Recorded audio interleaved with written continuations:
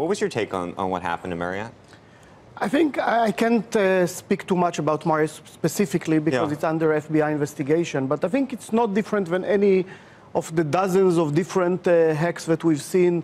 Either some data exposed in the cloud, some computer system open to some external entities that have access to it, and that's something we're all vulnerable, every organization. Tell us this, though. We often talk about major headlines of major breaches. Everybody gets very anxious, very scared. People talk about liability, they talk about all sorts of things. And then you never hear, or very rarely do you hear about somebody whose information that was ostensibly taken in one of these hacking efforts being used elsewhere. Why is that? First, we do see it's being used. There's an entire, we do see it's being used. We do see identity theft. We do see, again, if we're talking about foreign organizations trying to use that, they're not going to show us what they do with it, but we do see this data. I think the main risk is not just for our data. I think the main risk is the functionality of all our systems. If you can shut down the check-in system or the I mean, think about all the infrastructure that's connected. So it's not just my records, it's about being able to shut down my room in a hotel, if we're talking about that industry, or in this entire city. The reason I ask, though, is there's very rarely a major headline that, so 500 million of these accounts were hacked and passport information was taken and all sorts of things.